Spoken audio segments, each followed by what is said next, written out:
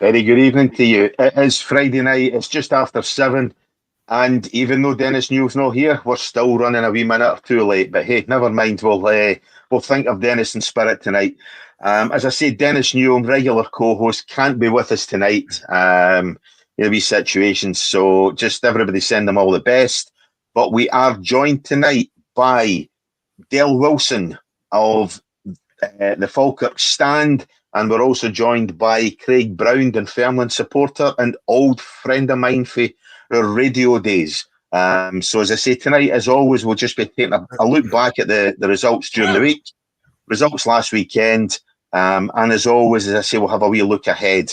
But what we'll ask is if you can go ahead, like, subscribe. We're live on YouTube just now, but we are available on all podcast platforms during the week as well. After this show, I'll be getting it all sorted so you can get us on Spotify, get us on Apple Podcasts, get us wherever you get your podcasts. I think, as the saying goes, available on all good podcasting apps. So, first and foremost, I will introduce the man who is on the screen to my right as I'm looking at it, which probably means he's to the left, and it's Dale Wilson of the Falkirk Stand. Dale, good evening. How are we? Thanks very much for joining us. Yeah, good. I'm pleased to be on it tonight. It's just going to be good to be talking about a lot of good football things that have been happening during the week, which I didn't get a chance to do that very often. So it'll be good to get blather with you. Yeah, we will also obviously look at the Bairns' debut or return to the SPFL Premiership last weekend. A good 2-2 draw against Dundee United. But we are also joined. Only I could get a show with a Falkirk fan and a Dunfermline fan in the one night. But it's Craig Brown. Craig, good evening to you. It's a long time no see. Welcome to the football pitch. Yeah, thank you. And to be honest, Cammy, it's good to be back, and it's definitely good to see you again. I was kind of thinking about the last time we were together, and then I remember the last time we were in the studio, and it seemed like many years ago. I don't think either of us have aged in any way. No, not at all. I mean, I look far more youthful, certainly, and I know obviously yourself there, you're glowing, you're looking absolutely fantastic, Craig. But as I say, that's no bad for a Pars fan. So, hey, listen, nobody's got less hair than me, so we'll let you off with that one. Dale, you're covering it with the headphones, so you're all right. Aye, that's what I said. Right, so I think the place to start, as I say, is probably Europe. We started there last week. Rangers were quite critical last week of their performance in Greece, but I think the other night, any criticism of Rangers from the weekend and of last week was waved away with an outstanding 3-0 home victory against Victoria Plzeň of the Czech Republic. Dale, did you catch the game? And first and foremost, your thoughts?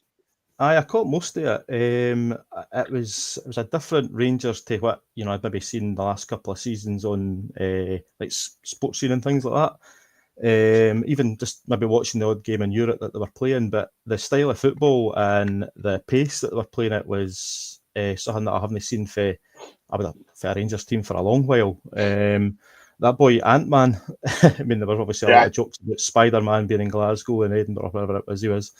And but Ant-Man, what a player that lad is. Yeah. He was going at the defence all the time. He was getting in behind. He was dropping back to collect the ball. And him and the boy Lyle Cameron, the pair of them they were all over the place. And Pleasant just didn't have a clue how to deal with them. And ultimately, I'm looking at my notes here, so sorry about this. No, man.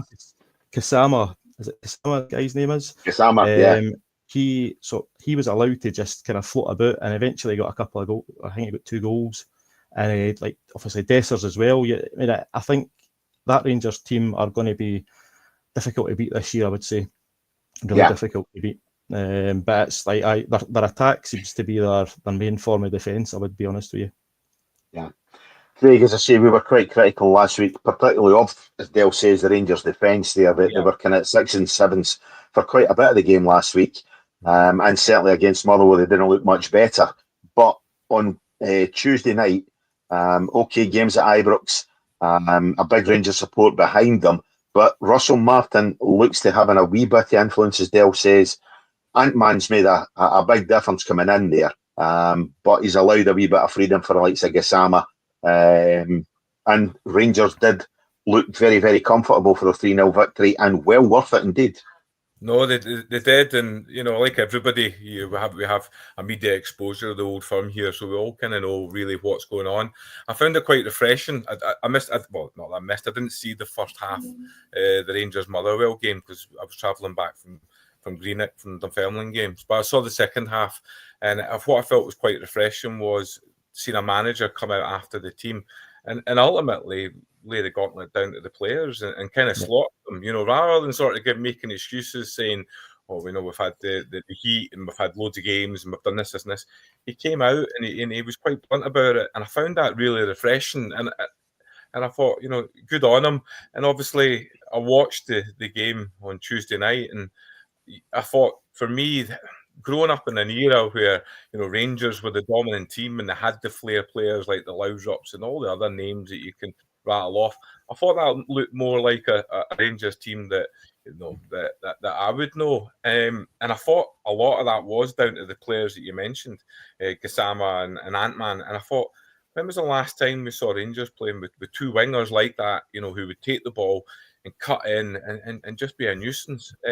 So although I'm not a fan, of course I'm not, but I think for obviously those that are, I think it's exciting times. And I think as a fan of Scottish football, it was quite refreshing to see one of our teams play that way.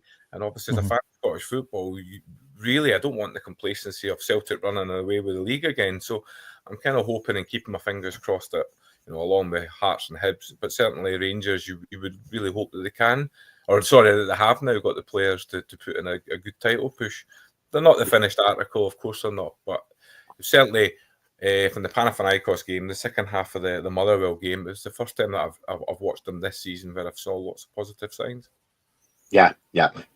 Dale, as Graham says, one great performance doesn't necessarily mean that Rangers have arrived, and there maybe remains to be seen questions about how good Victoria Pleasant are. I mean, they're a side with a decent European pedigree over the last number of years. Yeah. But Rangers took the game to them. And again, as Craig says there, it's refreshing last week after a game to hear a Rangers manager come out and criticise his team when for so many weeks, months last season, we had to endure Philippe Clement coming out and basically say, oh no, we lost 4-0 there, but we're really good, which effectively, I know I'm paraphrasing somewhat, but as I say, effectively that's what Rangers fans and the rest of Scottish football fans had to put up with last season. So Russell Martin's certainly looking decent, getting his feet under the floor already. Yeah, I think Clement, you're talking about Clement there. Like last season, they played a style that was befitting of being in Europe. They played a kind of counter-attacking game, which, knowing Rangers for the past, like as Craig said there, Rangers were always attack, score as many goals as they could, and let the defence do their defence. But Clement was very much a European style, which didn't work in the Premiership domestically, domestic, and it cost him his job. Obviously, the new fella that's come in, sorry, I've just forgot his name there. Russell Martin. Russell Martin's come in, and there's a wee bit of dig for him. So it's coming for the top. He looks like he's not going to take any crap for anybody. Yeah. He's already on the leak that's coming for the dressing room about the lineups on a weekly basis. So he's already on that, and getting really in about the players, which I suppose if you're a supporter of Rangers, you're wanting to be hearing that about your manager. You want to know that your manager's going to be at the players if they're not up to the standard, either off the pitch or on the pitch. Yeah. So. I did find it. I'm not sure about you, Del, but I did actually find it quite surprising that the criticism that Martin got when he was appointed Rangers manager.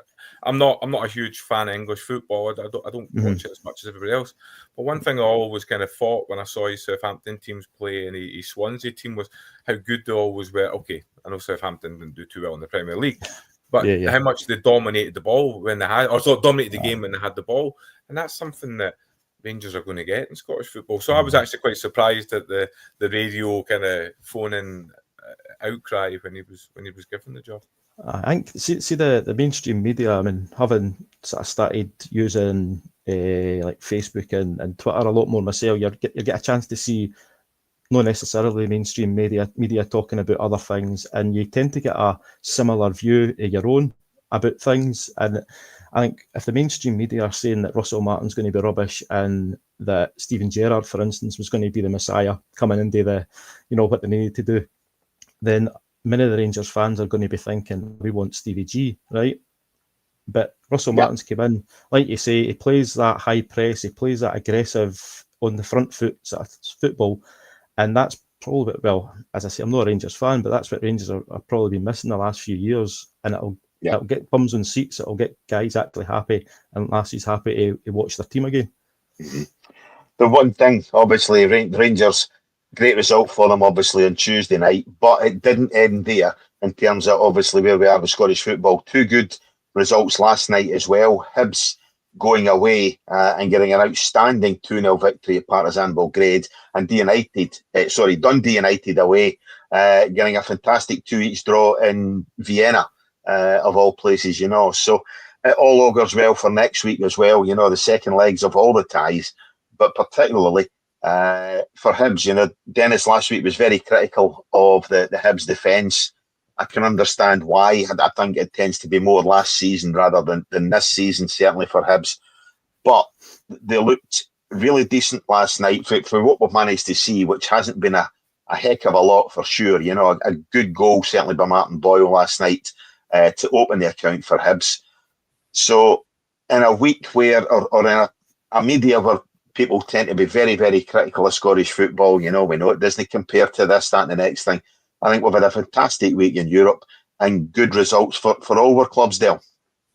Aye, you mean it again, going on to Twitter and what have you, or X as it's called now. You're seeing fans of other clubs actually congratulating the Dundee United supporters, Hibs supporters, and even Rangers supporters for that matter, which is that doesn't really happen. No. It's like there's been a wee bit of a shift, but I didn't really get a chance to see the Hibs goals or even any of the game, but I saw the Dundee United match, and it was a typical, it was a backs to the walls at time, and it was like, diving in here and there to save the ball for going in the goal. But the way Dundee United fought in that match was excellent. The way they got their two goals, and the boy Sapsford is like, you never done too great against Falkirk and Sunday there, but he was really good last night. He was busy, and he looks like a boy that as soon as he gets the ball anywhere in that box, he's just going to take a shot, which that doesn't happen too often nowadays. So I think they've got a chance going back to Tannadice next week. I think they've really got a good chance. Yeah, Craig, obviously they struggled the first tie, if you like, against the Luxembourg opposition, the United. But to go to Rapid Vienna, a side, obviously, again, with a decent pedigree. I mean, most of which is probably 30-year-old, right enough, But as I say, they've got a decent pedigree. So to go to Vienna and get that 2-2 draw, it does set them up, as Dale says, for a positive tie next week at Tannadice. Yeah, I must admit it's a great week for Scottish football in Europe for me. I watched the Dundee United game last night, and I must admit I thought Rapid Vienna were a good side. I thought Dundee United started quite poorly. I thought they sort of grew into the game, but certainly the first half, I really did kind of fear for them, and I thought it's going to be a bit of a doing. But I thought fair play to them. I don't know, like us all, I'm sure. I don't other than watching the Dundee United Falkirk game on Sunday on the telly, I don't know any of the players. They've obviously all been brought in from other leagues, but I was quite impressed. I thought Sapford, the way that he set up the first goal, and certainly the way that he scored the equaliser in the second half, I thought he looked a real player. I thought the boy, the two centre halves, I had to write the names down here, Esso, Link, and is it Love You? I thought the two of them were real kind of centre halves as well. And I thought by the end of the game, I really liked the Dundee United team that I was watching. But I must admit, for long spells, certainly in the first half, I did fear for them. But I do like the job that the Goodwin's done there. And obviously, I want to see them do really well in Europe. Hibs, we kind of spoke about it before coming on the air. I didn't manage to see any of the footage. I've hunted around YouTube for highlights and stuff, and I couldn't find any because I knew we were talking about it tonight. But I did listen to the Scottish Football BBC kind of podcast on the way to work this morning, and they were raving about Michael Stewart, and the lads that were on there were absolutely raving about Hibs' performance, and mainly the performance of Kieran Bowie, who's really impressed me, young Scottish striker who really impressed me at the tail end of last year, and I was delighted that he got into the Scotland squad. So it was great to hear, although I didn't see it and although I haven't watched it, it was great to hear that he was the star man last night for them, despite obviously Martin Boyle doing what Martin Boyle has done for many years. So yeah, a really positive night and a really positive week for Scottish football and Europe. Yeah. Is there the possibility, guys, of Martin Boyle getting a move? You know, as you say, Craig, he's excelled the last couple of seasons at Hibs. You know, he's looked decent. I think he's a player who poses a lot of problems for opposition defences, whether it's a style of football Hibs play that suits him, you know, but I think it does cause a lot of bother. We have both our big clubs, if you like, in Scotland, you know, in the shape of Rangers and Celtic. I think that both of them are crying out for a striker. Yeah. Is there a possibility that could be Martin Boyle? Has he done enough to earn a move to one of the big two? And would he be a starter, or would he be someone who would get a place on the bench? Yeah, well, to settle for a place on the bench. Yeah, I obviously as a long-term kind of listener of yours and Dennis's, I think Dennis kind of nailed it last week's show and previous. I think sometimes it's just we kind of, I know he's not playing for Scotland, okay, but sometimes we overlook these Scottish players going to the big clubs, and it seems to be your Hearts, Hibs, Aberdeen, Dundee United. There seems to be a look at Lawrence Shankland and things. It seems to be that kind of glass ceiling. It's as high as you go. I look at the age of Boyle now. Probably that is going to be his glass ceiling. You know, he's obviously not. He's been obviously overlooked for Scotland. He obviously has been overlooked by the old firm because, you know, realistically that's probably the next step for him. But he's always been a player that's kind of surprised me. That, you know, maybe a bit like Simon Murray, maybe a bit like Lawrence Shankland, you know, and others, but they've just never really, despite scoring lots of goals and being a dangerous threat in the Scottish leagues, he's just never really had that opportunity. I think he should have. I genuinely, even when he was on loan at Montrose all those years ago, I was a fan of his, but it just again, I'm not exactly sure how old he is.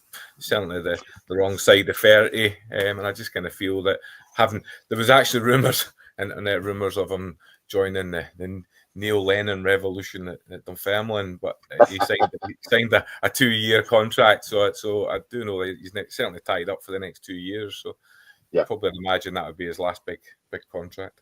Yeah. Dale, on the other side of the coin, it's good like seeing players like Boyle, Shankland, you know, committing themselves to the second tier of Scottish clubs, you know, rather than chase that big money move to a Rangers or a Celtic, or ultimately down to what would maybe be a lower tier Championship side, or even a League One side down south, you know. So it is refreshing that these guys are staying in Scottish football and helping their sides challenge for ultimately third place, but hopefully give Rangers and Celtic a push as far as they can as the season continues. Yeah, Martin Boyle a couple of years ago, if you remember, he went abroad to play. I don't know if it was went to Saudi or if it was Malaysia or something, but he went for a lot of money, and it was in the papers at the time that he was on about £29,000 a week. I just remember that figure in my head. But he was back within about sort of 7 or 8 months to Hibs, and obviously committed his future after that to them. But he's just one of the lads who, I think when he was with Dundee all the years ago, he maybe would have been at Montrose before he went to Dundee, I don't know, but it was all about pace. In fact, I think a good friend of Falkirk's, Paul Hartley, was in charge of Dundee at the time, and got kind of shushed him at the door type of thing. But he was just all pace, but he didn't have that final product. But with Hibs, he's just grew into his game, and like he's an absolute nightmare to defend against. He just knows exactly what he's doing. And you say with Shankland, I've seen a couple of interviews with Ian McCall talking about when Shankland was at Ayr United and the type of lad that he was, and that the winner that he was there, and he always knew that Shankland would go on to do really, really well, regardless of what club he went to. I think Hearts and Shankland are definitely a good fit. Well, more so the last couple of years. That this year might be a bit different with the type of football that's going to be getting played there with the wingers that they've got. You know, he might sort of come back a bit deeper, might play the false nine, might be the main striker. You just don't know. But like Hearts are going to be a box of tricks this year. And for the likes of Shankland being there as the captain, you know, it's going to be ideal, I think, for Hearts to kind of get that ambition to either split the old firm or certainly finish third. Yeah, indeed. Thing is, we're not going to get Martin Boyle playing for Scotland. I was going to say he's Australian. So we're definitely not going to get him playing for Scotland. But as I say, he's a player who over the last couple of seasons really has excelled, you know, and has looked good. But as I say, he's 32 years of age, Craig. Right. So I think you might be right. I think maybe that big move is probably one step too far, you know. So the longer he doesn't go to move away, is obviously going to be Hibs' gain, which is possibly one of the most stupidest things I've said on here. But never mind. It's you get the idea, you know. So but a good week for Scottish clubs in Europe, and it's good to see. And as I say, it does promise much for next week, certainly for Rangers and Hibs. I think Dundee United is still going to be a challenge up at Tannadice, you know, but at least they're still in the tie with the two goals last night. Dale, you saw them up close on Sunday. Sorry, Falkirk, as we say, the return to the Premiership. Apologies, Craig. I know how much that must hurt you. The fact that Falkirk are the league above you, you know, above the Pars, but well deserved for what they've done over the last couple of seasons under John McGlynn. First of all, how did it feel last week to be back in the big time?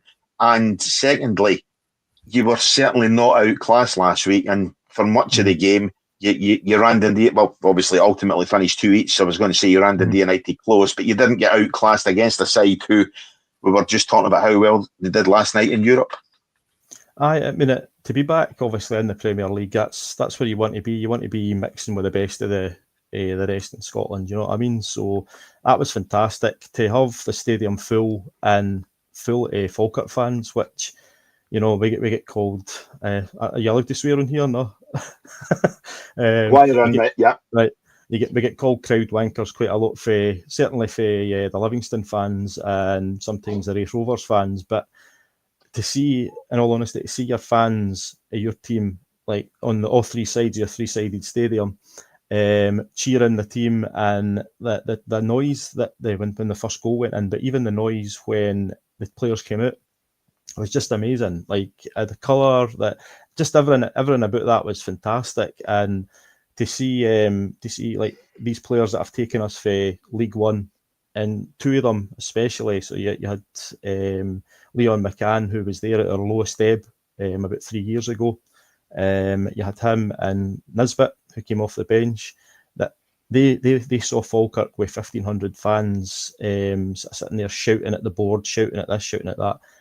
And then they're playing in the Premier League because they deserve to be there, and they've been supported by the supporters, and it's just everybody's come together this last couple of years. It was absolutely amazing. With regards to the game itself, we play in the front foot. That's how John McGlynn wants our team to play. That's how the supporters want our team to play. So, you know, we're probably going to lose a lot of goals this year. It reminds me a wee bit of how. We've only played one game, but it kind of reminds me when we had Jim Jeffries in charge all the years ago. We did get relegated that year, but we attacked teams. We went for the jugular every single game. It was phenomenal football to watch. And I hope we do and do our own game this year. But you know, we've obviously got to take it game by game. But it's ought to be excited for. There's so many different sort of facets. A play that we can have. The players that we've got in that team are just, you know, they're hard working. They're up for it for the minute go, you know. And we didn't let ourselves down on Sunday, and that's the main thing for me. We just went out and played their game. Yeah, Craig, as I say, I mean, all joking aside, you know, I mean, it is good to see a community club like Falkirk, you know, in the top echelons of Scottish football, you know. they have done it the right way as well. They're not a side that's thrown massive amounts of transfer fees. Okay, they're playing decent wages, but as I say, they haven't thrown massive amounts of transfer fees there, and they are still got players who were with them, as Dale says, at the lowest ebb as well. So they're promoting through. They're keeping a hold of these players who have been through the shit. And it is good to see. I mean, obviously, I'm a local Falkirk resident. It's maybe not so great to see at times, and I'm trying to get moving through the town on a Sunday. A Saturday or a Sunday, as it was last week. But it's good to see what it's doing for the town, particularly in light of obviously news about redundancies in the jobs front yesterday as well. Yeah, well, first and foremost, I love the banter, the Dunfermline Falkirk banter. I love it, and and for me, that's football, and it's football rivalry, and on Pie and Bovril and the likes. I'll join in it as much as everybody else. However, it's hard not to admire, first of all, the job that John McGlynn's done there, and secondly, the way that the club's turned itself around. As a rival fan, there was nothing better than the banter years in League One, watching Fat Lee Griffiths come out and trying to run about and all this kind of stuff. It was great, but we all know from a Scottish football perspective that Falkirk are, better than that. That was a false position. Obviously, McGlynn's come in, and last season, we obviously had the League One campaign that obviously they went up via the playoffs. But where it kind of really struck me was sitting at Falkirk Stadium, sitting behind the goals in the away end, and for some reason I was up high with the ticket, and actually I watched the job that McGlynn had done, and he had a well-drilled side. He had players there that obviously, as Dale said, a handful of them certainly did play in League One, but he'd also managed to get his name slipped my head. Keely Adams, is it Keely? Keely Adams? Keelan Adams, yeah. Keelan Adams, sorry, thanks. And players like him from the lowland leagues, and they looked fantastic. The way they were stroking the ball around, the way they were playing, and the way that they ultimately tore us apart. It was impressive. I live in the Falkirk Council area myself, so I see all the off-field things that they do for the community of the club, and the way the whole ultra things are built up. And obviously my son's when he was at primary school had Falkirk players coming out and seeing them, and obviously now at high school sees things. So the way the club's been run, you have to, for a provincial Scottish club, whether the rivalry and whether it kind of annoys me, it's not us, but at the end of the day, it's hard not to admire it. They've done excellent, and the part of the success story of that has been the fact that, as Dale said, you do play attractive football, and I took a few notes because I kind of thought we would be talking about it, and I wrote down a couple of concerns I personally had about Falkirk this year, but I don't think that should take away from the positives. I think you'll be in the Premier League. I think you'll be a match for teams like Sunday, but you'll do it, in my opinion, the right way. You'll not do Livingston previous and park buses and all that. You'll take the game to teams, and as fans of Scottish football, that's what I want. Although I'll always have a little dig about the freestanding stadium, but again, the TV... That's why I got in first. I did notice I was kind of crossing off on my little things here. Yeah, aye. But from a Scottish football perspective, with cameras there and TV, that sells the game. There's an empty McDermott Park, there's an empty Hamilton Accies, there's an empty whatever the Livingston Stadium's going to be called, these Almond Vale. That doesn't sell Scottish football. But as you said, free stands, full. Good football on the pitch. That sells it. That helps sell their game, is what I'm trying to say. So. I'm kind of rambling on a little bit here, but as I say, I just want to kind of emphasize the fact that we're all provincial clubs and we're all kind of fighting the same fight. And Falkirk have done it tremendously over the last certainly 2.5 years. So that's what we commended for that. What we've got now, right, is we've got like a group of lads in the team, like on the pitch, I'll fight to the death for each other, right? They'll also fight to the death for the guys and the lassies and in the stands as well. And that, it's the first time really since 2000. I think it was 2011-12 season. We had a guy called Farid El Alagay. He played with Dunfermline as well, and it brought everybody together, right? And having the players on the pitch, the fans, and the board all singing for the same hymn sheet. It's different gravy to what we've had for a long time, because for a good few years it was fractured, completely fractured. The players didn't like the fans because the fans didn't like the players. The fans just hated the board because the board were ripping us apart, and I mean that's obviously in the past now. But this last few years, and you know, like everything else, if you do well in the park, then everything else just kind of rolls into each other, you know. So John McGlynn coming in and doing what he's done. The first year, he kind of we struggled a wee bit because obviously we had players that were still on big contracts. But in the last couple of seasons, he's really brought everything together, and that's, you know, that helps off the pitch. You know, Jamie Swinney, our CEO, he's superb. You've got to give him a good shout out because he's worked tirelessly. He was there at the infamous and Shira debacle that was on live on YouTube actually, and we got rinsed with the Terrace podcast. We got absolutely rinsed, and then every single fan, every single team were just taking pot shots constantly. Yeah. I think I went off social media for about 2 weeks after that because I just couldn't deal with it. But you know, as we've progressed the last couple of seasons, it's just it's great to be a fan in this, you know, in this era, if you like. Obviously, you know, things can change quickly, but I'll enjoy it while it's happening now, you know. I didn't want to interrupt you there, Dale, but one of the things I just wanted to kind of say was you mentioned about League One football under McGlynn. One thing I kind of noticed last season in comparison to, you know, watching Falkirk in League One was that John McGlynn seemed to have more of a kind of sense and more of a style of what he wanted to do. Aye. You know, I kind of felt like when I saw you then, it was as if a case of, well, these are the players I kind of have to work with, so I'm trying to get the best out of them. That's exactly what it is, yeah. Whereas I thought last year, it was right from, I can't remember, it was quite early we played you the first time. Right from the kind of word go, it was a case of, right, this is maybe a bit like what Russell Martin's maybe trying to achieve at Rangers, right? This is the way we're going to play. I've now got the high press. And you had a clear identity of what you were going to do.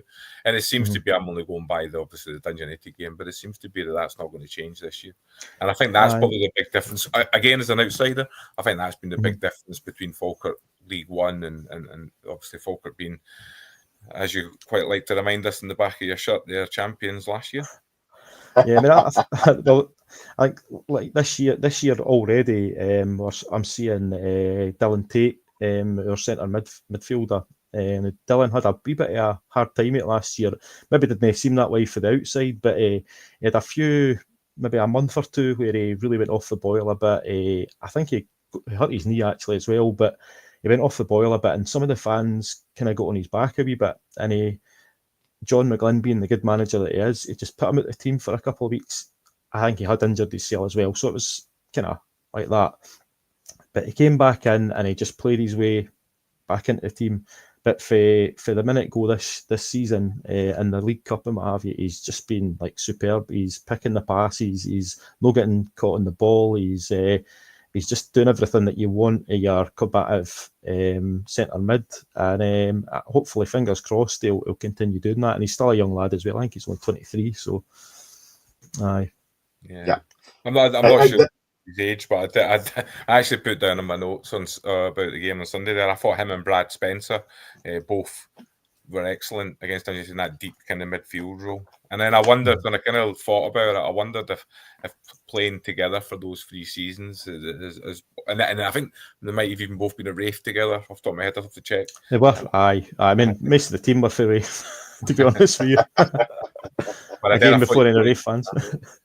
Well, McGlynn's made the best of, obviously, players who were championship players, certainly, you know, and you've augmented it this season with a wee bit of experience, you know. I mean, Brian Graham, we're talking about the age of Martin Boyle, you know. I mean, Brian Graham must be well up there as well, you know, in terms of an experienced striker. So you've got a bit of experience there as well, you know. So, no, I think it all augurs very, very well for Falkirk. And I think we spoke last week, the 4 of us last week, we all tipped Dundee to finish bottom, you know. obviously both you guys will have seen the stuff that I posted on TikTok in terms of obviously clips from last week's podcast. And we were very, very critical of Presley and indeed the appointment and the Dundee board. So I think Dundee are going to finish bottom. So when you get Dundee who are going to be below you, I think Falkirk will be looking at maybe a top 9 finish anyway. I don't even think they'll finish in the bottom 3, to be honest, Dale. If Falkirk can sustain what they've already started after one game, and they've got a big game, obviously tomorrow against Livingston, but if they can sustain that, I certainly think they'll be looking more upwards than over their shoulders, watching the sides behind them, sort of trying to pull them down towards that relegation trap door. Definitely. So I think, Craig, the only way you guys are going to have that derby next season, against Falkirk, is indeed if under the Neil Lennon revolution at East End Park that you can get a promotion. But looking at last week's results, obviously we've touched on the Falkirk one, but on the Saturday last week we had Motherwell 1, a very disappointing side, as we touched on. Rangers also finished 1 each, but as I say, by goodness did Rangers lift it during the week and obviously learn their lessons from that game. Kilmarnock against Livingston finished 2 each. On the Sunday it was Falkirk 2, Dundee United 2. Dundee, very disappointing, 1, Hibs 2, although I will say the Dundee goal certainly coming for a very bad Hibernian defensive mistake when we touch on what we mentioned last week. And one of the games I don't think has been mentioned at all, I have hardly heard any mentions about it, mainstream media at all anywhere, was the champion Celtic 1, St Mirren 0. That concludes against for Sunday. And then on the Monday night, we all tipped it last week again, Hearts beat Aberdeen 2-0. So that was obviously our Premiership results last week. Fixtures this week. Tomorrow, as we say, Falkirk visit Livingston. Graham, it's the home of the Set Fair Arena. Now, there's a mouthful. That's the first time that'll ever be said on here, but never mind. St Mirren against Motherwell, and Rangers conclude the Saturday fixtures with a 17:45 kickoff at home to Dundee. Looking at Rangers on midweek, and Dundee last week, I would expect Rangers to firmly give Dundee an absolute hammering tomorrow. And then on Sunday, Pittodrie, I'm assuming that's live on the telly. It is indeed live on Sky. We've got Aberdeen against Celtic, Dundee United against Hearts, could well be game of the day, and Aberdeen against Kilmarnock. Thoughts there, guys? Obviously, we'll touch tomorrow. You guys go to the home of the. I'm even going to bother. You're going to Livingston tomorrow. What happened to the good old fashioned Pony Macaroni Stadium? That's Jesus what the Christ, had, you know what I mean? Yep. That's that exactly, But as I say, it looks to be a good game. The 2 promoted sides from last season meeting second game of the season. I think Falkirk can go there and get a victory, although Livingston, as we say last week, they went to Rugby Park, got 2 each draw. Well, for my obviously for my page, I look at a lot of statistics and all that.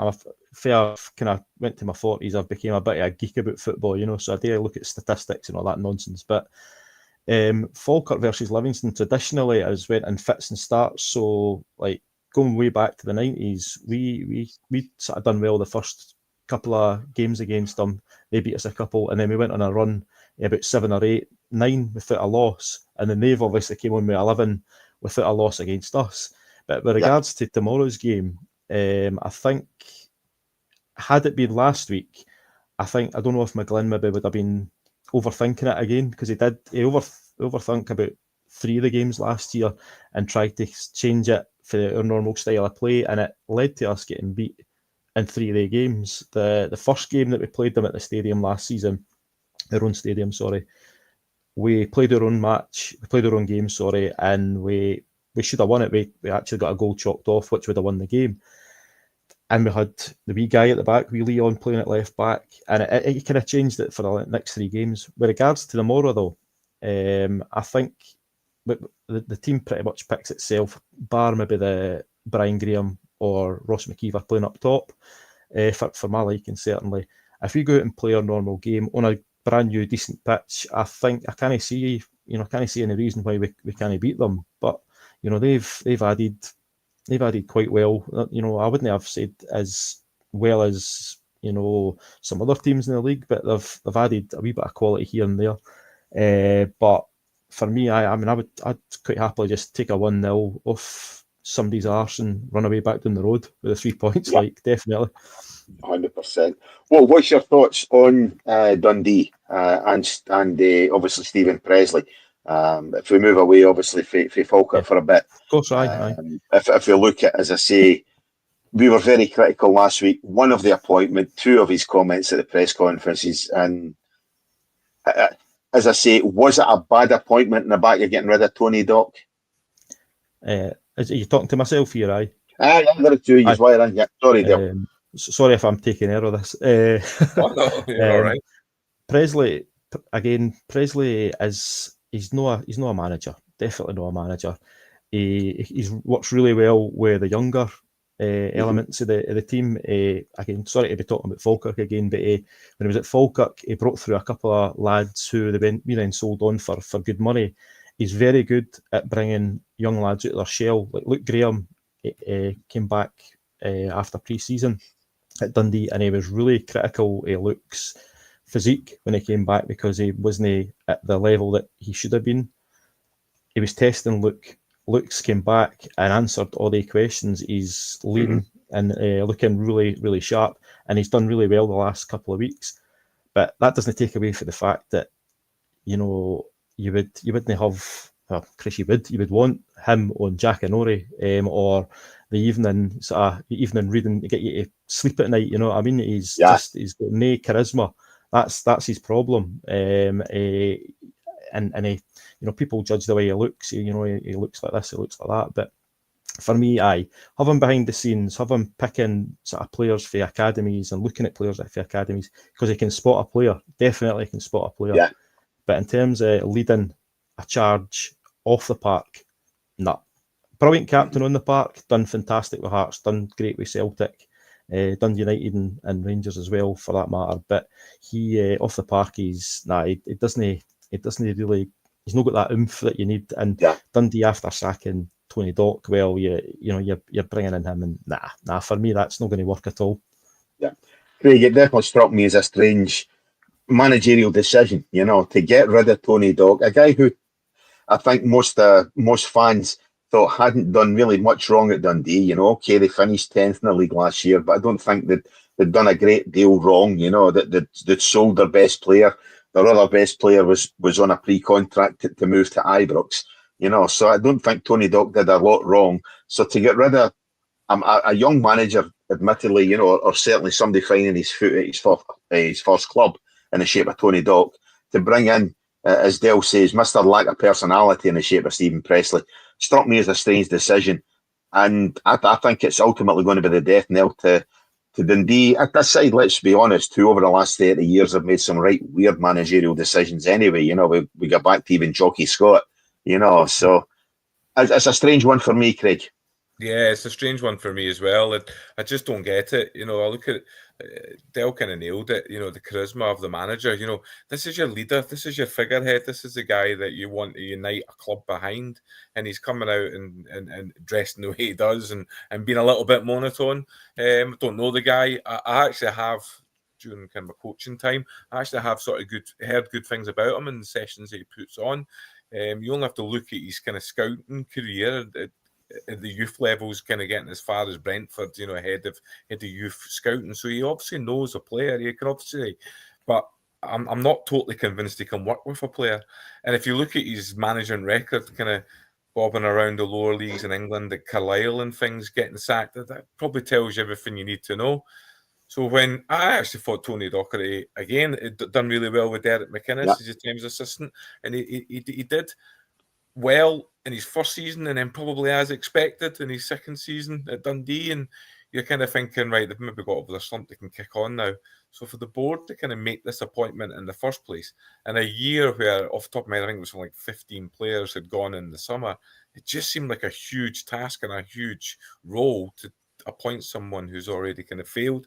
Now, I don't know if it's been a case of they've looked at his scouting credentials down south and went, we can maybe fill a lot of these gaps with players that he knows and has contacts with. I don't know, but for me, that for me, the warning signs are there. Although I did notice today or tonight, not long before kind of recording this, that they signed Jan Dander, who I think will be he's an excellent player. I think he'll be a good signing for them. And I just wonder, is there a few more of these guys up his sleeve? I'm not necessarily saying they're going to go down, and the reason I'm not saying that is because I do think he'll probably be shown the door pretty soon. And assuming that their next appointment is right, and you'd think with a guy like Gordon Strachan behind there as well, you'd think they could probably get it right. I think that might turn their season around. But yeah, it's a baffling appointment for me. Yeah, so something I said touched on. Sorry, on you go, Dale. I was just going to say, Strachan was obviously when he was a Scotland manager.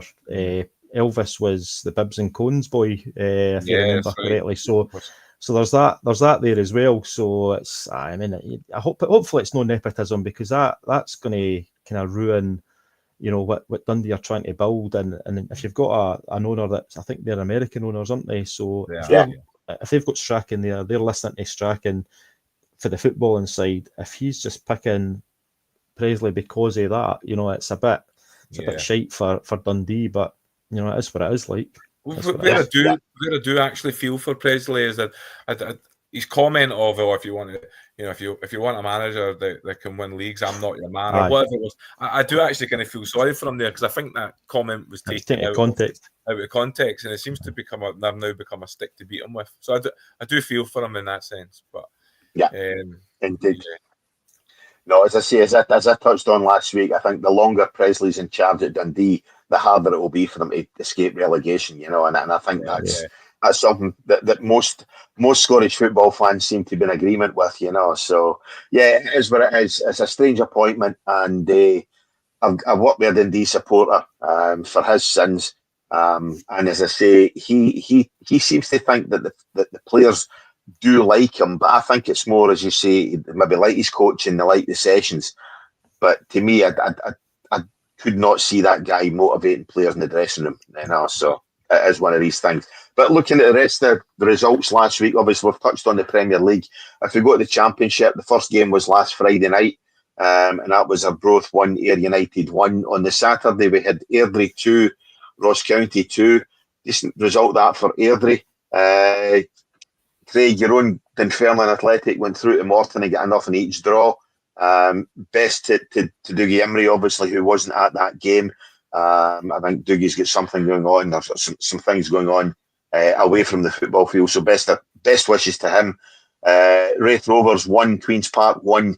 And the result of the day, which I'm going to revel in, obviously, as a Clyde supporter, is St Johnstone 5, Plastic Whistle 1. So that was a great result for St Johnstone. And obviously they look as though they're setting a good standard and a good start for the Championship. We move into League One. Cove Rangers 0, Queen of the South 2, Hamilton Accies 2, Montrose 0. That game obviously played at Broadwood. That one's got me as well. Kelty Hearts 0, Kelty Hearts 0, Cali Thistle 3. The battle of the two promoted sides was Peterhead 4, East Fife 1, and Stenhousemuir 1, Alloa Athletic 2. And we move into League 2. It was Annan 3, Elgin City, who made the long trip down, finished 2. Dumbarton 2, Clyde 1. 2 really, really stupid goals that Clyde lost, both from corner kicks. The keeper flapped about more beyond me. Clyde looked as though they should have had actually at least taken a point for that game, but Dumbarton held firm for a 2-1 victory. Newly promoted side and many people's favourites to win League 2, East Kilbride finished 1, Spartans 3. Great result there for Edinburgh side. Edinburgh City 1, Stirling Albion 2, and Forfar Athletic, who I tipped to win League 2 come the end of the season. They beat Stranraer 1-0. Guys, what's your thought on any of them? Any of the results sort of tickle your fancy, surprise you at all, other than the St Johnstone one? The East Kilbride one, I'll be honest with you, I think the whole sort of story around East Kilbride, I've spoke to Mick Kennedy a couple of times online and what have you, and I think the persona that he has and the wee guy for Peterhead, that was Peterhead's midfielder Simon Ferry. The personas they've got in the media are completely different to the people that they are on the touchline and in real life. And I think a lot of folk didn't kind of they look at that and they didn't sort of take that away. So Mick Kennedy's obviously he wants to win everything. He wants to do really well for East Kilbride, and obviously their owners are pumping money into that side. So I was surprised that they did get beat. I thought they would have went out and made a statement with that first game and absolutely blew them away. But so I was quite surprised that they got beat, if I'm being honest with you. Yeah. As I say, I just have a fancy for Forfar to win League Two. I don't know why. There's just something about what Forfar have done. They've strengthened in the right places. They've brought in players who I think will do them well. East Kilbride, they've been throwing money at it. The Keane brothers, etc. The guys who obviously are the money men there. They have put quite a bit of money into what East Kilbride are, and obviously it's great to see the biggest town in Scotland, who previously hadn't had a league club, at long last getting that senior club. I just think it's going to be a season for East Kilbride to get their feet under the table, or get their feet wet, whatever you want to say, as many cliches as you can possibly think, just to get adjusted to league football. And there's something about them there that I do not think they'll go automatically up. As I say, I fancy Forfar. I could probably be proved wrong, and they might well go on 37 games unbeaten, and win the league, or however many games, 35, whatever it is, games unbeaten. There's something about them, Craig, that I just don't think East Kilbride are going to win the title, as much as they're probably most people's favourites. I kind of see them a bit like Kelty Hearts when they came up, where I totally get what you mean, Cammy, and I'm not arguing it, but when I actually look at their squad, because by and large, they're all really well-known kind of League Two, League One players, guys like Jack Leach, and you can rattle them all off, Nathan Flanagan, and guys like that. I just think that the boys who sort of know how to do well at that level, which makes me think that I can see why they're favourites, and they're obviously been too good for Lowland League level for a number of years now. But I'm probably like you. I sometimes think, when the sun's kind of shining and when the plastic pitch is there and they can stroke the ball about, I think they're a good team. I think when you put them on kind of grounds like, this is going to sound ridiculous because they beat them in the playoffs, but you put them in grounds like Bonnyrigg, wet day, pitches they can't play on, places like that, then can they actually play their game? Can they keep up this high press? I'm not sure they can.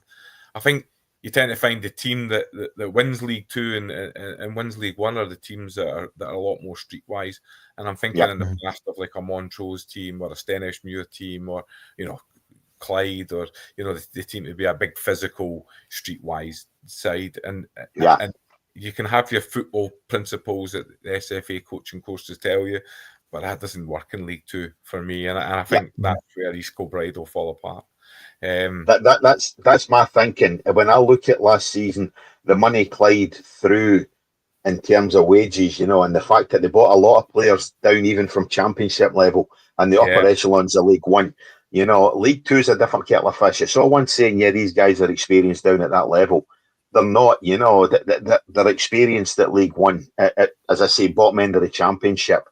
And it's a different thing. It's a different animal in League Two. It's you need to grind out results. And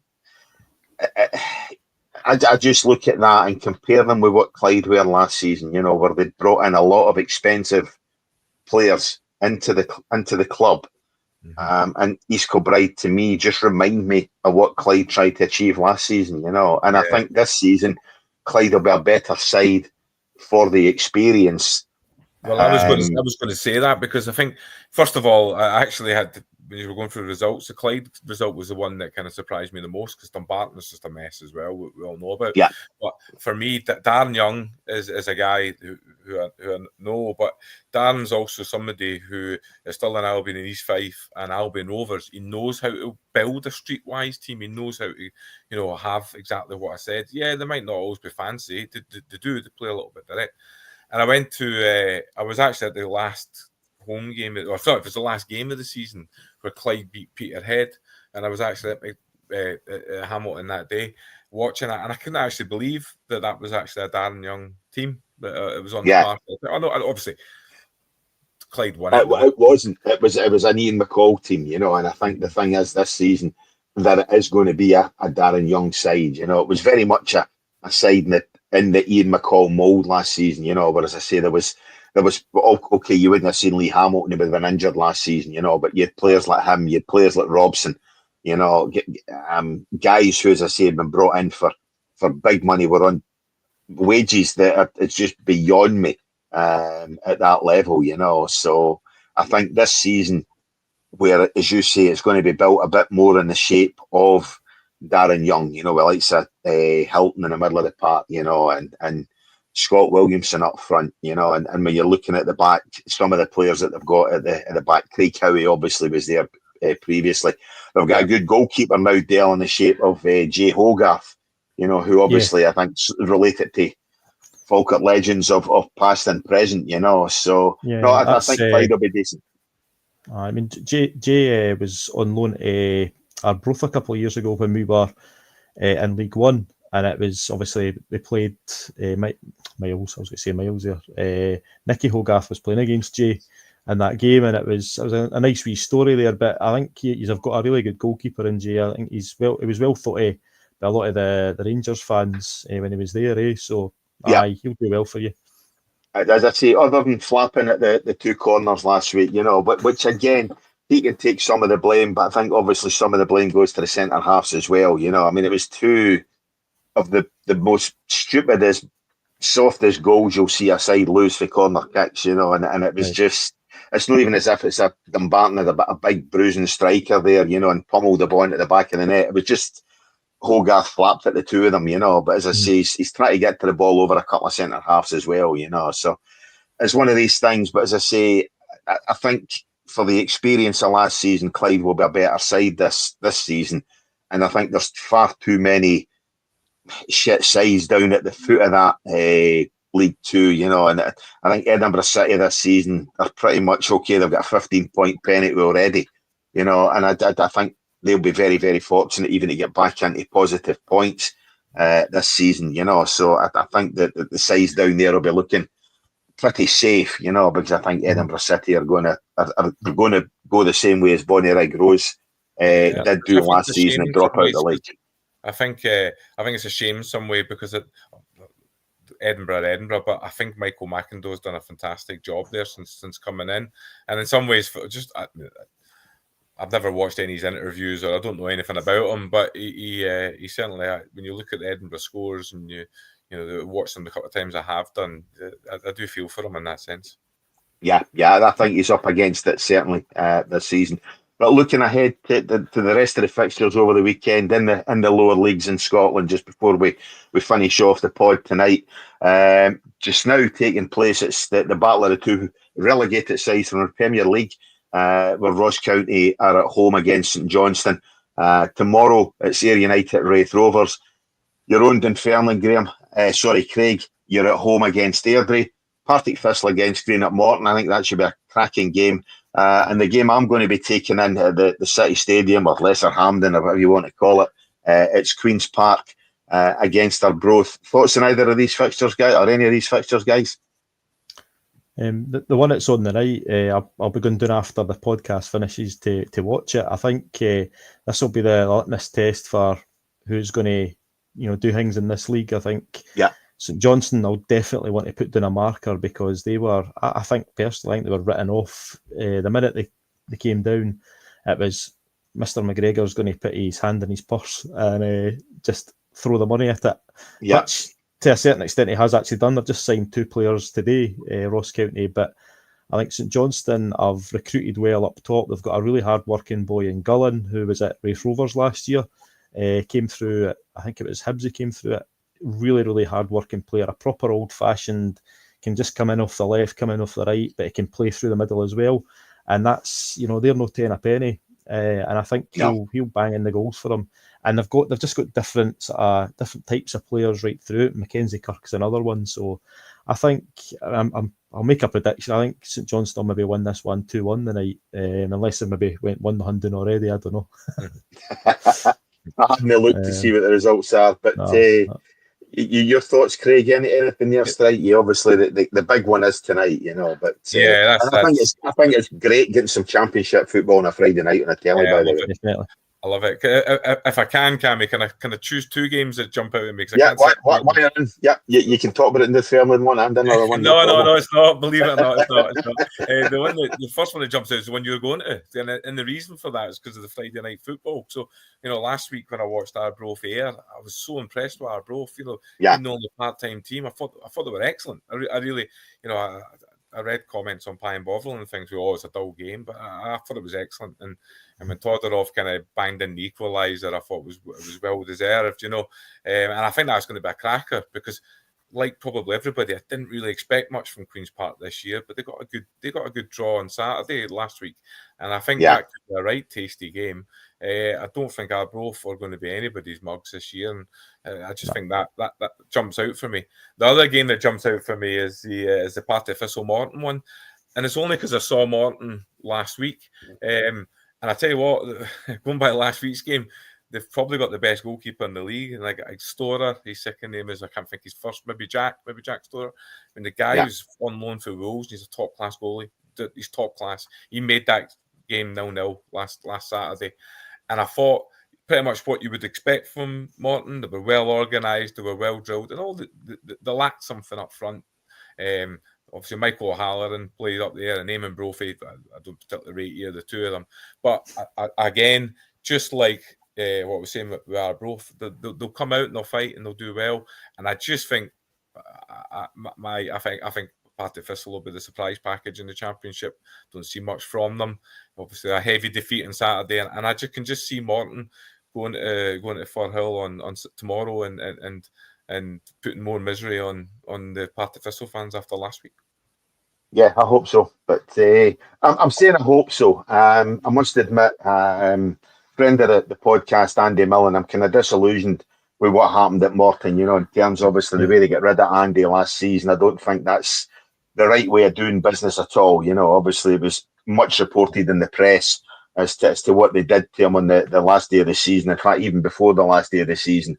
To walk in and give the guy a letter and say, oh, by the way, you're done. I think that's a pretty disgusting way to treat a guy who was a damn good servant even before Dougie Emery got there, So, yeah. As much as I say, obviously, I don't want to see Partick Thistle doing well, but that's the Clyde part of me coming out there. I'm not overly keen on seeing a Morton side do particularly well as well, just purely and simply, as I say, for the treatment that it dished out last season. I don't think that's professional, irrespective of who the guy is. As I say, I'm good pals with Andy, and I know him obviously away from Morton, and I just think it's absolute shit the way if you want to treat somebody like that, it's nobody deserves that at all, especially as I say, a good servant, a guy who was there for 3 or 4 seasons, and under a number of roles. Sorry, Craig. You're a human being first and foremost, mate. Aye, yeah, that's that exactly. Yeah, So anyway, that's another one for maybe another show at some point in time, but we can leave that one go just now. If we look tomorrow, very quickly, as I say, I'll run through the last couple of leagues. We'll get East, and we look into League One as East Fife against Alloa, Cali Thistle against Peterhead, Montrose against Kelty Hearts, Queen of the South against Cumbernauld Zone, Hamilton Academicals. I'm going to say it every time because it's freaking mind-blowing. And Stenhousemuir taking on Cove Rangers. And we move into League Two. Tomorrow's fixtures are Clyde at home to Forfar Athletic. East Kilbride make the long trip up to Elgin City. And this again is another reason why I'm just wondering how East Kilbride will do in this league. They've got trips to Elgin, they've got trips to Annan Athletics, they've got trips to Stranraer. It's stuff that they didn't really encounter in the Lowland League, obviously, So I just wonder indeed what they'll be. Stirling Albion at home to Annan, Stranraer at home to Edinburgh City, and as we say, the Spartans take on Dumbarton in the final game of the weekend, or of the league. But guys, how was your experience tonight then? Del, obviously I'll come to you first, as you said before we came on here. It's the first time I'm doing a podcast. What's your thoughts? Are we going to have you back on at some point? Oh, definitely. As I say, I'll try and not talk as much about Falkirk the next time. Everything had to be about Falkirk, but no, it's been really good. It's been a pleasure to come on and just blather about football, because it's, you can talk with your pals, or you can talk with your family about it, but talking with people that you've never met before and that are different mindsets about football, I'm all for that. I'll definitely come on if you want me to come on. Definitely. More than happy for you to come on, that's for sure. And Craig, as I say, great to catch up again, mate. It's been far too long. I have lost count of the amount of times we've sent text messages or whatever. We need to catch up for a coffee or a pint or whatever. And a number of years later, we're still doing it. But slightly different experience for the last time we spoke football. It was in a studio, obviously, in Cumbernauld. But this online stuff means we can do it anywhere. And as somebody says last week, they really need to start taxing podcast equipment much, much more because of the idiots that are holding podcasts. But hey, that's what you get on social media. That's it.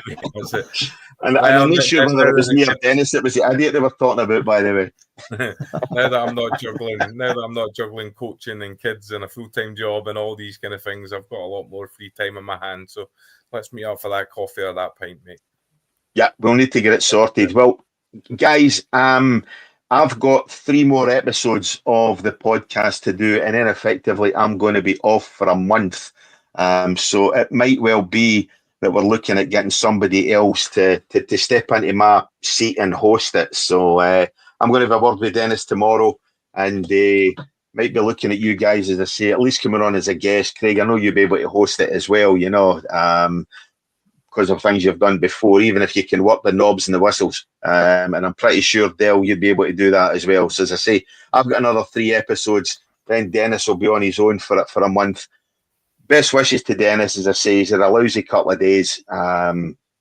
Missed the guy tonight, but in the shape of 2 able replacements, it was good to have you both on the show.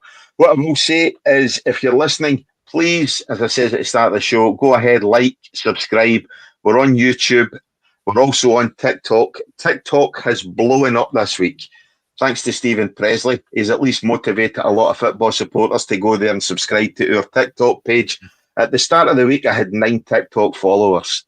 Went on tonight, guys, and I'm over 80. So that's no bad in the shape of a week, And not one of them, by the way, is for some foreign person offering to show me her bits. So I'm going to take that. But guys, it's been an absolute pleasure. As I say, you have been listening to The Football Pitch. Go ahead, like, subscribe, because as always, everything always happens on the pitch. Good night.